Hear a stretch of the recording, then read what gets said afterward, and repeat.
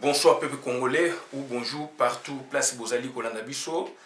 Nazali congolais, nazali membre peuple mokonzi, peuple souverain. Tozali koyeb sabino toujours makambo ko etali mboka etali actualité et tozali na mission, on s'est donné une mission pour na ko expliquer makambo ya mboka et na yango donc lelo yo tozali ko parler mingi na situation ya Congo na jour ya lelo. Na jour ya lelo puisque résolution c'est bimaiki bino moko boyebi et que États-Unis a vu makambo amen. Vidéo na sali batu pe basali ba commentaire et batu mususu ba pourquoi on parle des États-Unis ndeko ozali kolanda ngai place ozali. Pourquoi je parle de l'ONU ndeko ozali kolanda ngai place ozali na ko parler na Union africaine na ko parler na Union européenne. C'est-à-dire il faut botia na mutu Congo wana Afrique ezali mabele ya batu mwindu au départ avant l'arrivée des blancs.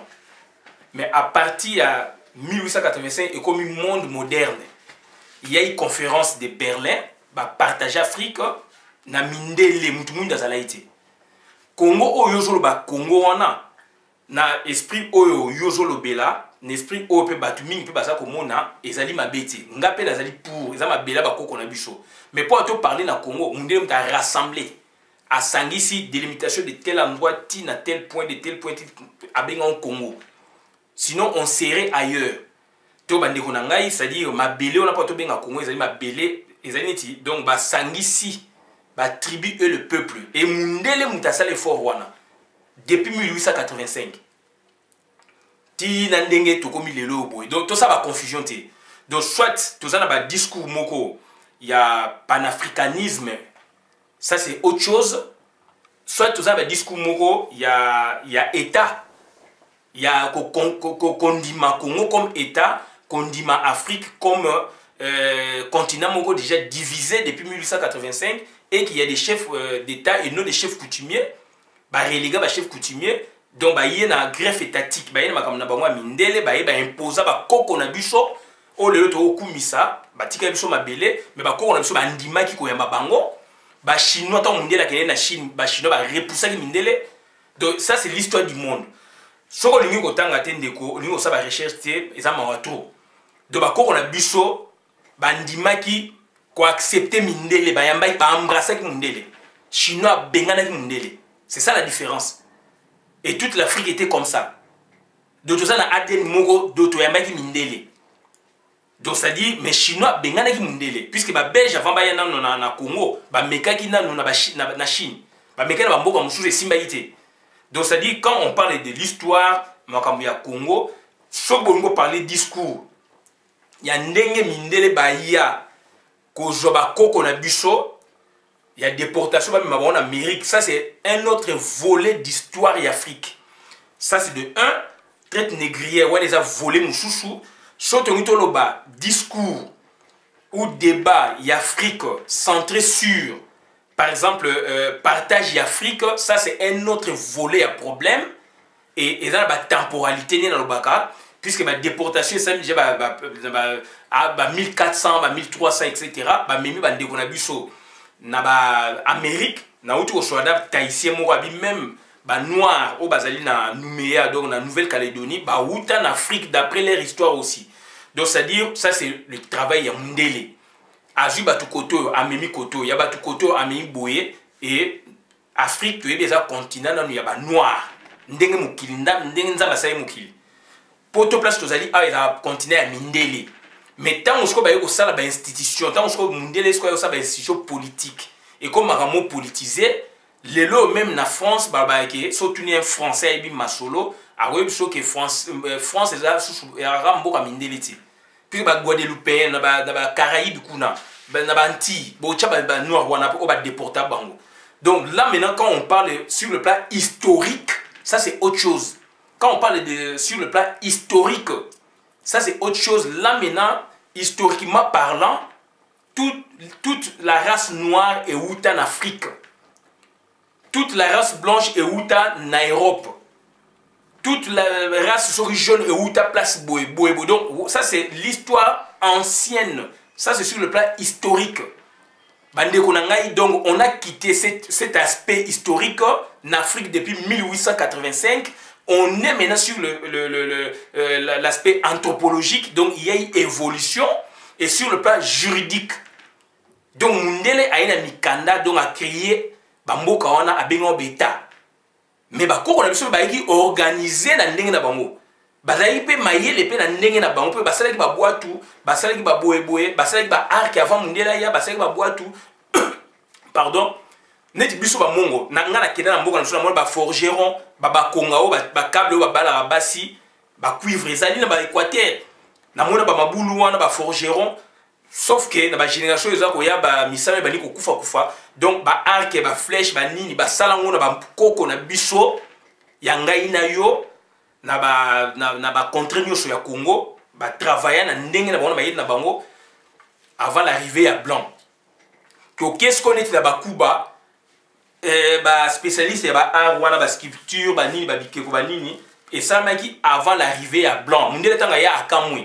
Donc, ça dit pour vous dire que l'intelligence est innée. L'instruction des alliés acquisitive. Donc, donner naturellement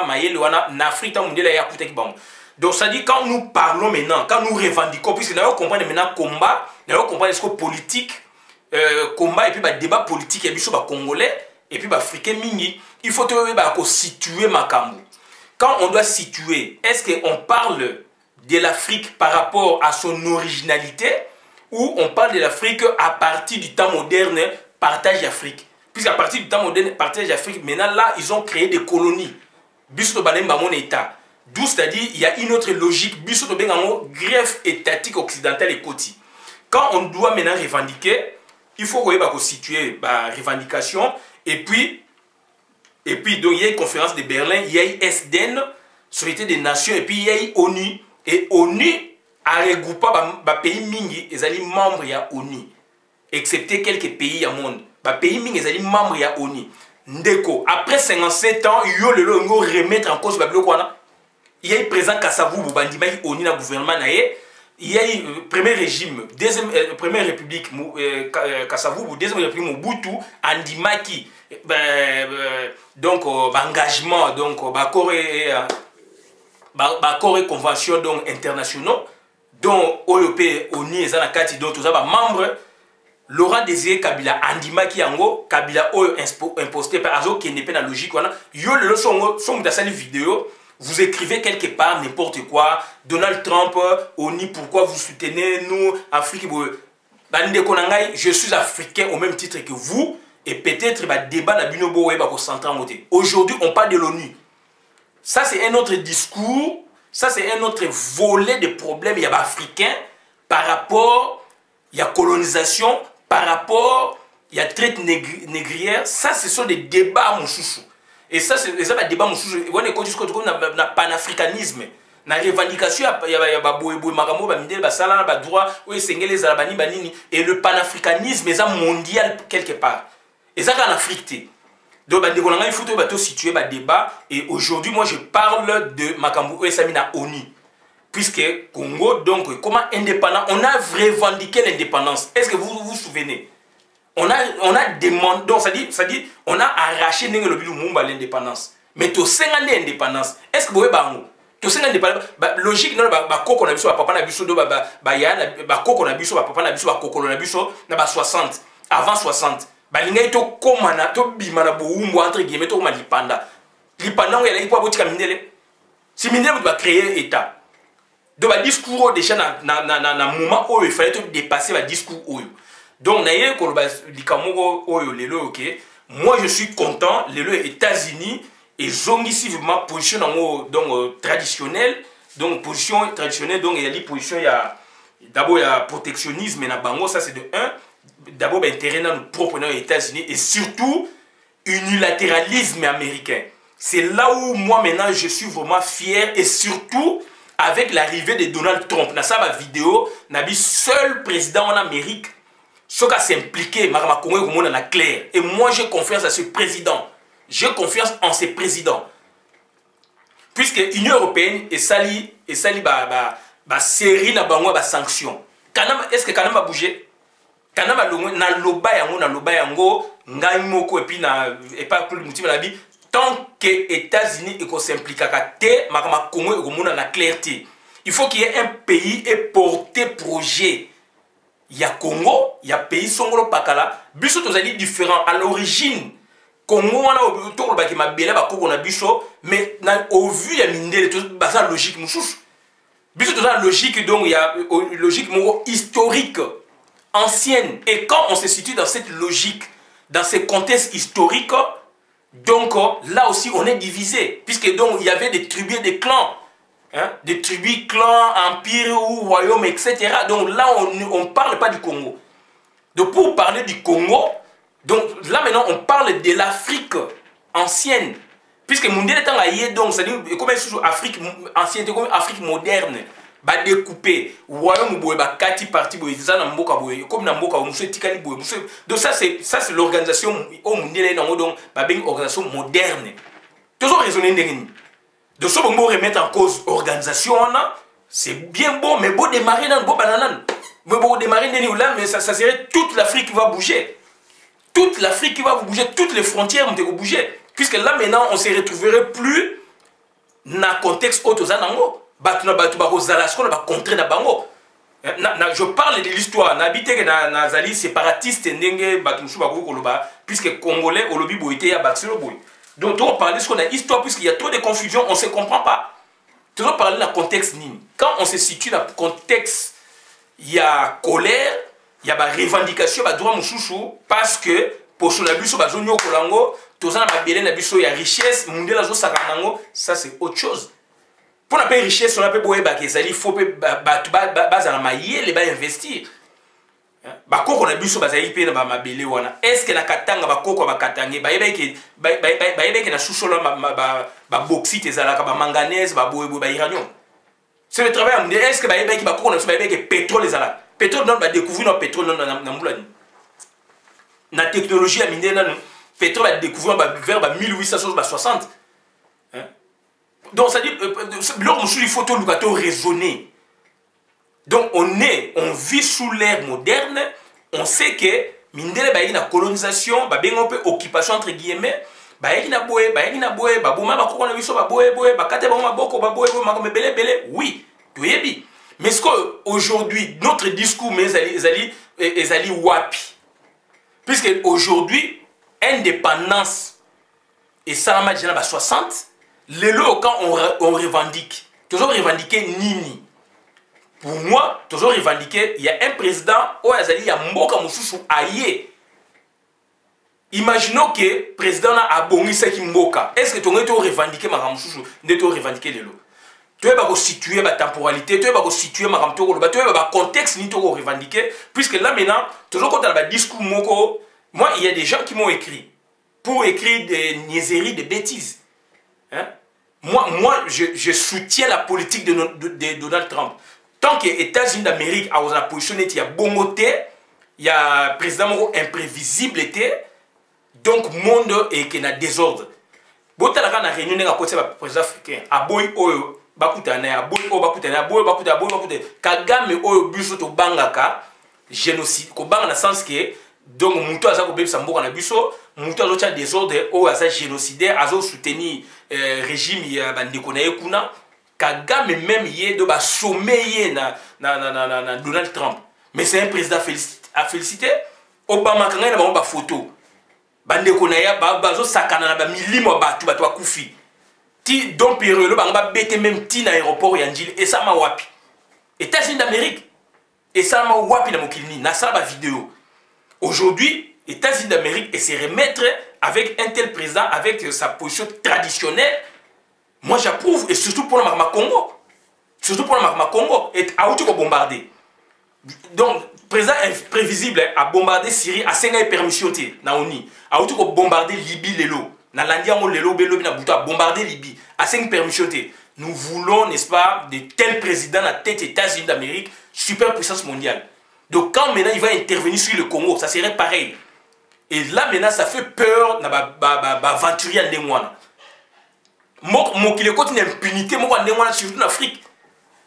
Et aujourd'hui, malheureusement, heureusement, pour na biso ou pour na bango, bateka ki iranium, bazu ba mbongo, bation ba paradis fiscaux, ba milliards de dollars. Na Corée, Corée le mo beta tolo, abunana États-Unis be azako sale ba chantage.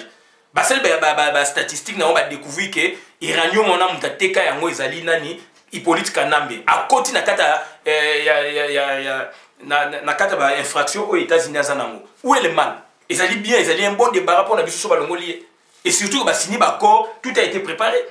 Ils ont diplomatie. Bah signé d'accord en Angola. Bah signé d'accord en Angola, bah botoli impériaux militaire oyo, bah américain bah pesaki na Rwanda et comme en Angola, tant les Rwanda comme ils développé. Rwanda biarima nezaki bongo.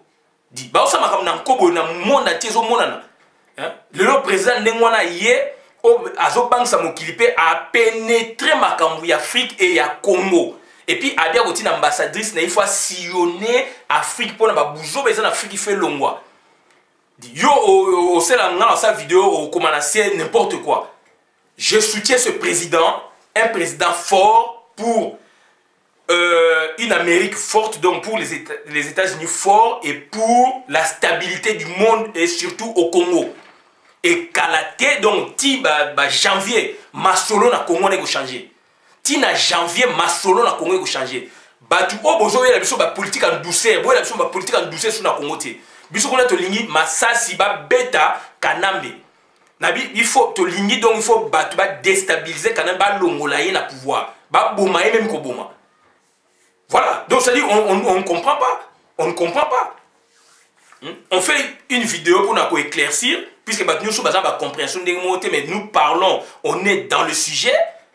Tout ça, le sujet, tout ça, vous expliquez, tu écris n'importe quoi, dans la vidéo, sa vidéo, ça va critiquer au monde, si vous critiquez, paye ça apport, vous critiquez, oui, au lobby, mais oui, apport nous a nini. Aux autres, il y a ma belle, il y a ma fric, mon frère. Ça fait plus d'un siècle, théorie, mais ils allaient lutter dans photo loba, de sorte que donc changement salama. Mais je ne crois pas que lobby Afrique, donc État, toujours sur le nini, non. Donc Europe et na makamu oya kinango, biso to garder makamu biso to zanango, on a fait la sauce. Et c'est ça, on démarre comme ça. On démarre comme ça. Donc, ça dit, moi je suis fier de Donald Trump, na posture à Zongsi et Amérique, Amérique moko ya makasi, Amérique moko oya ko bank sa bateau biso tant to kola to ba États-Unis za ndengwana, Kadhafi na ba 86 ba bombarder ke bomba 5 ki ba résolution unité, to ligne États-Unis ya ndengwana et surtout que azali na makambu na biso na maboko. Et nous, bango non. Biso tant toujours marché, peuple ou marché, vous revendiquer. Donc, tous allez conscient, il y a beaucoup de biso, tous allez conscient qui t'en a biso, tous allez conscient que ma biso fait changer. Mais ma partenaire, le revu en autarcité, Chine a vécu en autarcité, Chine là comment la position dit. Bozo ça va il y a un siècle. Bolingi m'a changé. Sur ça débat. Si on veut revendiquer ma belle Afrique, revendiquer, ça c'est un autre débat. Si on veut revendiquer ma traite négrière, ça c'est un autre débat. Tout ça, voler le lot, c'est une république. Et république, les alliés mal dirigés. Il y a donc étrangers, côté na kat na biso, massacrer biso, kangi kita na biso, makamaiso ko marché te. Biso peut aux bana côté, peut aux souci que makamai marché. Donc voilà. Et toujours c'est la politicien, boy la biso ba théorie, ba douceur, tétolini bilo kwanati. Bon, pesa Kanambe, politique Kanambe une année, alors tout ça on apprend maintenant qu'il y a une clause déjà, après les 31 clauses, moi, il y a 3 mois, donc ceux qui ont été beaucoup prolongé. Mais tant que 5 ans qui ont été d'accord, mais comme beaucoup de distillants, ça est là. Donc voilà maintenant, donc politiciens, vous êtes des corrompus. Vous êtes des corrompus. Beaucoup de distillants ça est là pour préparer les gens, pour préparer les gens, Toza Wanati. Donc il y a une option militaire déjà levée dans l'ONU, option militaire, donc intervention militaire humanitaire. On procède comme ça, donc c'est déjà bien. Et s'il y a accord na Angola, Toza na volé wana ya raisonnement. Toza na volé wana ya raisonnement. mutu o alingi a parler biso makama mabele ya bakoko na biso batu mwindu asala débat na ye na batu mususu pas chez moi na kosenga na bata bongo bakota même na mur na ngai te donc bamabele wana toyebi ke eza ya bakoko na biso et on est déjà un état ça fait 60 ans 57 ans so toyebi to remonter encore déjà na colonisation en 1885 on était déjà un état sui generis donc ça dit ezali processus moko déjà c'est quota déjà plus de 100 ans donc pour remettre en cause donc ça dit là il faut beaucoup mamouki pour remettre en cause il faut beaucoup mamouki puisqu'il y a des organisations il y a en Afrique même organisation panafricaine donc organisation organisation à ONU ezali il y a Union africaine en Afrique dans les alliés d'inspiration européenne africaine à niveau africain nous ils ont d'inspiration européenne SADC ezali les Comores ezali ils ont d'inspiration européenne pour bango na raisonnement wana na politique wana incrustant na kati ya Afrique na kati ya Congo yo soko ozali na ba préoccupation panafricaniste neti biso beto za nango c'est bon mais ça dit ngai débat na ngai so na bina parler nango côté panafricaniste na ko sala côté traite négrier na ko sala mais autre parler d'un état moderne le Congo c'est un état dirigé par bateau babenga ba président de la République et il y a na périmètre wana za mundele muta créer ki yango à Cabo l'Afrique et puis à Tchebat na délimitation abi banal le lobino batu boy à créer les passeports, à créer une nationalité, à sali boye. Donc, moi je parle de ce Congo-là. Donc, na changement. On parle de Congo, on parle de Congo où il y a un drapeau. Il y a donc des milliers de gens. On parle de Congo où il y a un palais de justice. On parle de Congo où il y a un ministère, il y a une fonction publique. On parle de Belé, na Congo où ils sont en Afrique et puis dans quatre Afrique bamboka où ils sont en biloko wana. On parle na Congo oyo batongi barrage dinga. On parle na Congo oyo basala ba perforaka donc pour donc exploiter pétrole. On parle na Congo oyo donc forêt où ils allaient forêt, il y a ba clan et ba tribu, le bengi le sol et le sous-sol tout ça etc. Forêt appartiennent à l'État. Et moi je parle de ce Congo là. Je parle de ce Congo-là, mais n'empêche que dans la méthode ou dans le raisonnement, là aussi, il y avait déjà une population dans tel contrée avant de l'arrivée de l'homme blanc. Ça, c'est un autre volet de raisonnement. Donc, moi, je soutiens Donald Trump, donc, quand on a mené le régime aux abois, donc, le régime donc, calamité.